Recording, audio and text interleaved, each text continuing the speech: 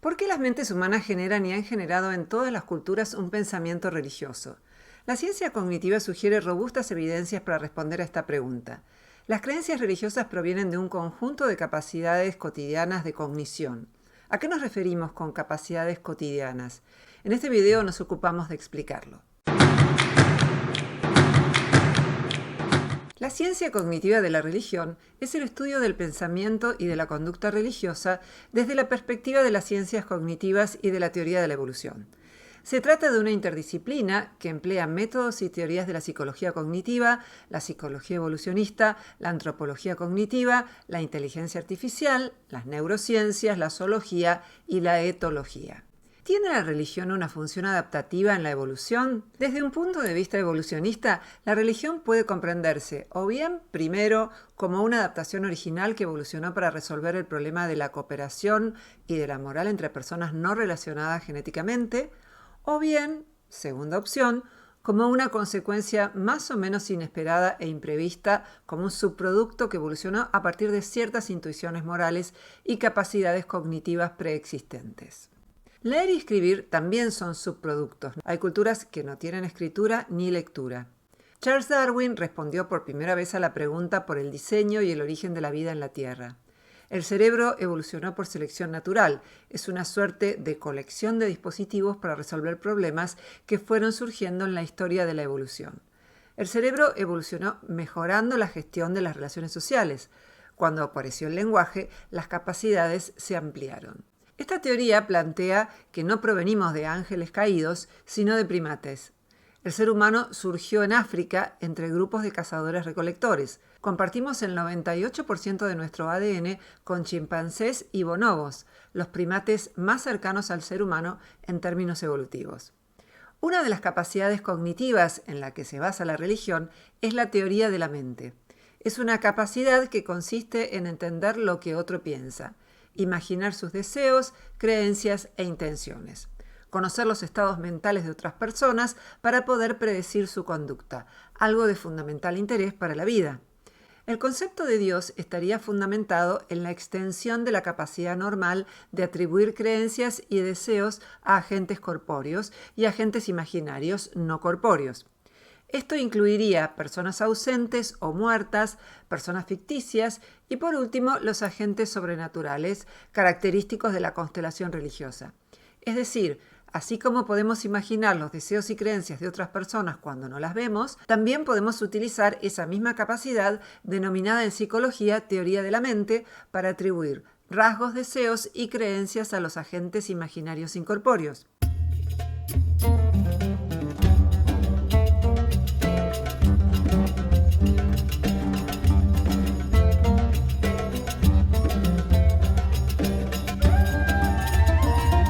Mirando a los ojos de una persona, podemos hacer sofisticadas inferencias sobre lo que siente. Estudios de Simon Baron-Cohen muestran que hay evidencia de que las mujeres son un poco mejores en esta habilidad. Hay un chiste en el que una mujer le dice a un hombre: ¿qué pensás de lo que pienso sobre lo que pensás que pienso que estuviste pensando? Todas estas capas son parte de la teoría de la mente. El orden es el siguiente. Orden 1, pienso. Orden 2, pienso que pensás. Orden 3, pienso que pensás que yo pienso. Orden 4, pienso que pensás que yo pienso que vos pensás. Hay hasta 5 o 6 de estos niveles, no más. Este esquema es crucial para la interacción social. Es una parte sofisticada de nuestras facultades psicológicas. En otro chiste a propósito de la teoría de la mente, una mujer piensa de un extraño: es aburrido. El extraño piensa: ella debe pensar que soy muy atractivo. Y el marido de ella piensa: el extraño piensa que mi mujer quiere irse con él. ¿Cómo se reproduce este esquema en la religión? Primer orden, creo. Segundo orden, creo que Dios quiere. Tercer orden, creo que Dios quiere que actuemos correctamente. Cuarto orden, quiero que creas que Dios quiere que actuemos correctamente. Quinto orden, quiero que sepas que ambos creemos que Dios quiere que actuemos correctamente.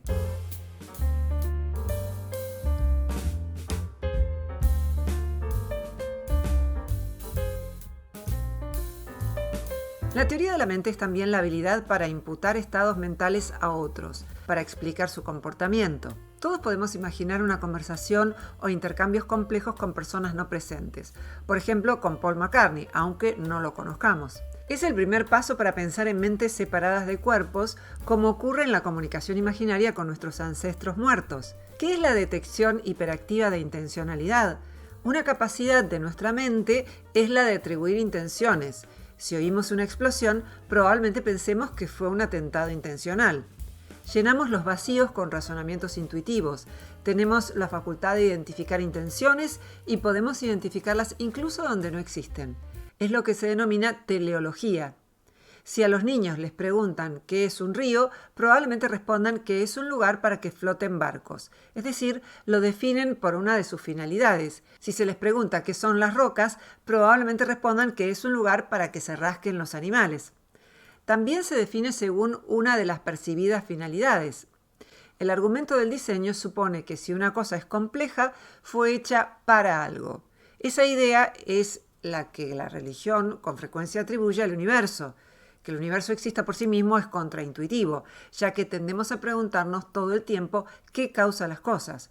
Un paso más y tenemos el animismo, la idea de que cualquier objeto inanimado está dotado de alma y puede ser venerado o temido como un dios.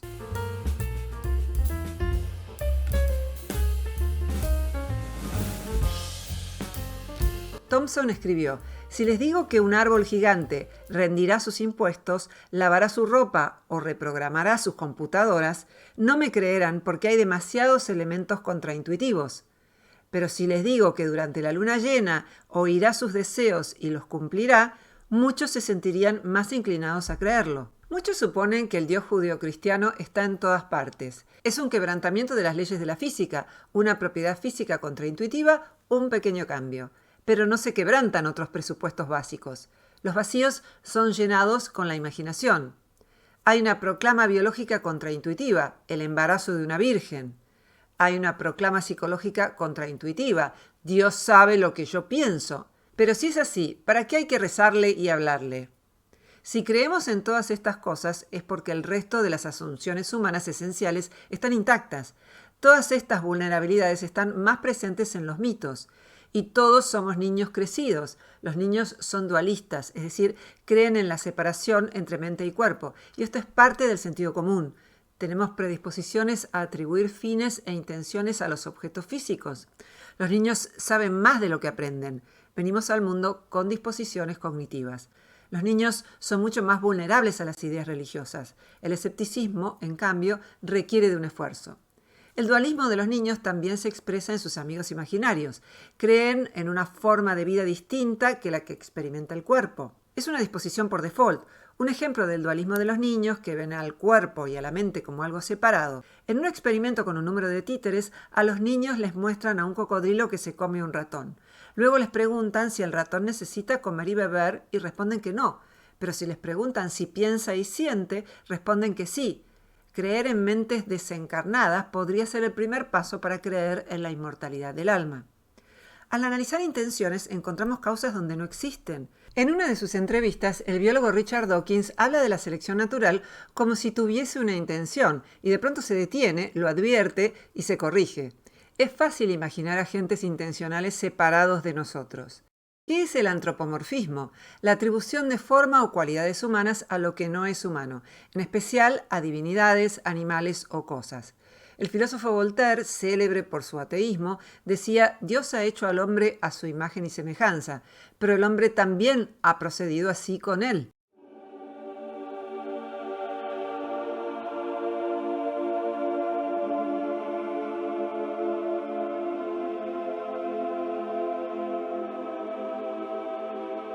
Otro mecanismo que explica la creencia en Dios es el del apego que las personas tienen por sus relaciones y familiares que son religiosos. Los mamíferos tenemos sistemas de apego. Necesitamos en general contar con algunos afectos.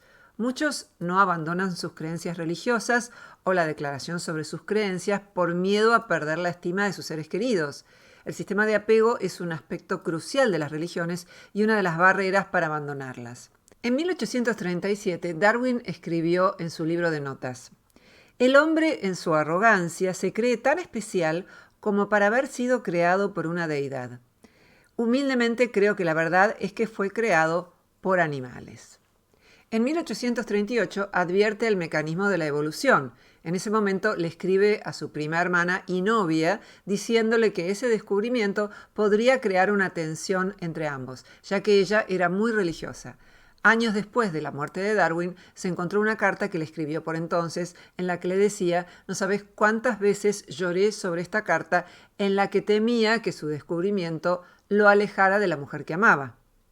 Darwin finalmente se casó con ella y 2 años más tarde de escribir esta carta, concurre a la iglesia con su mujer y sus hijos, los deja en la puerta y se va a caminar y los va a buscar más tarde. Ese temor a perder a su esposa fue lo que hizo que no divulgara sus ideas por 20 años. Las personas suelen ser más vulnerables a las creencias religiosas cuando no tienen poder y buscan apegos y pertenencia a una comunidad.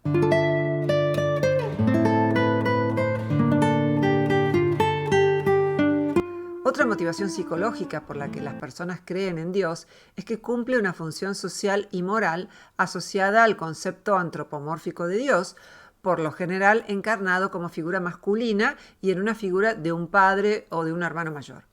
Muchas religiones se valen del paralelo con las relaciones familiares, hablan de hermanos, padres e hijos.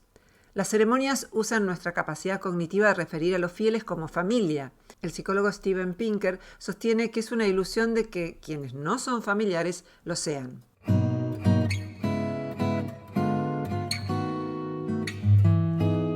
Estudios en el campo de las neurociencias que trabajaron con resonancias magnéticas en las que se leían citas religiosas tales como Dios controla o está ausente en el mundo, Dios aprueba el matrimonio o lo desaprueba, Dios aprueba o desaprueba la homosexualidad, mostraron que se activaban las mismas redes que en la cognición social. Los componentes de la creencia religiosa sirven a circuitos bien conocidos que median en funciones adaptativas de la cognición. El biólogo Diego Colombek señala que investigadores del Instituto Nacional de Desórdenes Neurológicos de Bethesda, Estados Unidos, revelaron que las zonas del cerebro que se activan con la fe religiosa son las mismas que los humanos empleamos para comprender las emociones, los sentimientos y los pensamientos de los demás, lo que indicaría que juzgamos a Dios utilizando los mismos mecanismos que empleamos para juzgar a otras personas.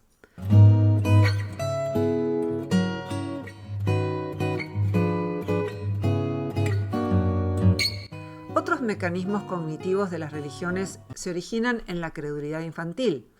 La mayoría de las personas religiosas adoptan la misma religión que se les inculcó en su infancia, y un niño no suele diferenciar un buen consejo de un mal consejo. Por otra parte, los experimentos de Milgram evidenciaron que estamos más sometidos a la autoridad de lo que suponemos.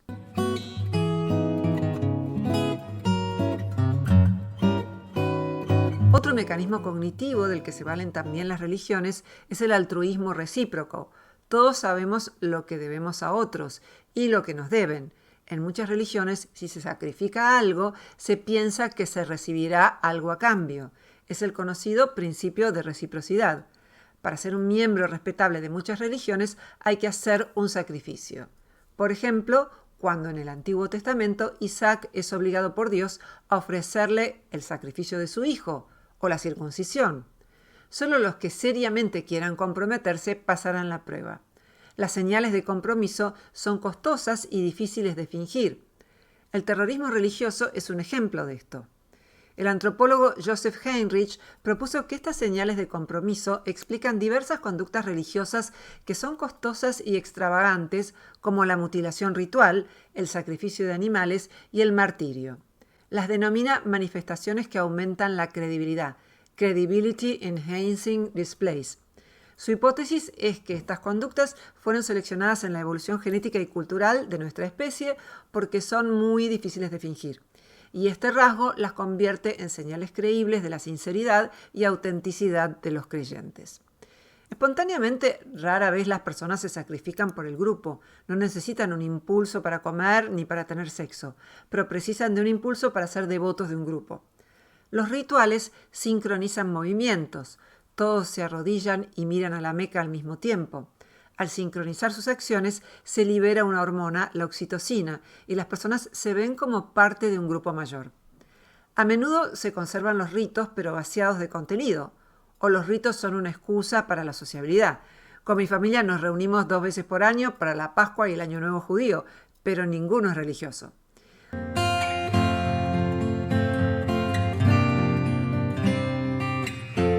Otro mecanismo cognitivo vinculado con la religión es el amor romántico. Pensemos en las cartas de la Madre Teresa, que habla sobre cómo de joven se enamoró de Jesús. Otro mecanismo cognitivo es el razonamiento motivado. Mediante el sesgo confirmatorio, notamos los datos que encajan con nuestras creencias y rechazamos los que no. También suele estar involucrado el favoritismo de grupo, que refiere a la inclinación de las personas a favorecer a los miembros de su propio grupo en detrimento de los que no pertenecen a él. El altruismo religioso es fundamentalmente endogámico.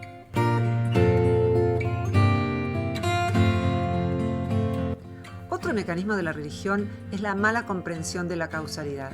Antes de Darwin no contábamos con explicaciones sobre la evolución de las especies y las explicaciones tendían a ser sobrenaturales.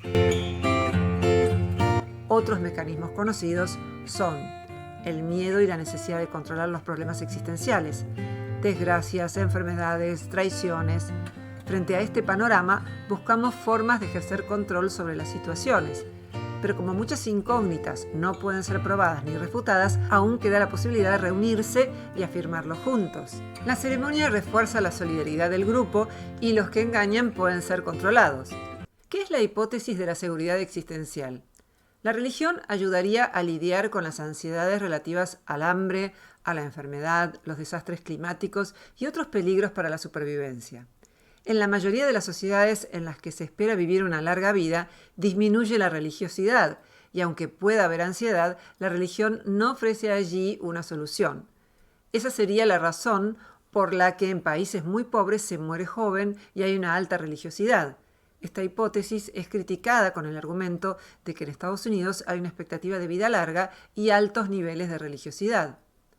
Otra cuestión vinculada con la religiosidad es el problema de los cuerpos muertos, especialmente los de los seres queridos. Hay un conflicto entre la teoría de la mente, que siente el apego por esa persona, y otra parte de nuestros pensamientos que nos dice que la persona ya está muerta. Es la razón por la que si perdemos a un ser querido, seguimos hablándole, y la razón por la que es tan difícil pensar en la propia muerte. Por eso muchos planean sus funerales como si fuesen a estar allí. Justin Barrett sostiene que existe un mecanismo relevante para explicar la religiosidad, el dispositivo hiperactivo de detección de agencia. La detección de agentes fue una estrategia de supervivencia. En situaciones en las que no se sabe si hay un agente inteligente, un león, por ejemplo, tiene un valor de supervivencia asumir que está ahí. Creer en dioses sería un subproducto de la detección de agentes. Otro fenómeno relevante es el de la presencia de dopamina. Cuando se incrementa la liberación de dopamina, se detectan más patrones. La cocaína genera un aumento de la dopamina y promueve al principio mayor creatividad y detección de patrones. Enfermedades como la esquizofrenia suelen tener niveles altos de dopamina y están caracterizadas por más pensamientos asociados a lo sobrenatural.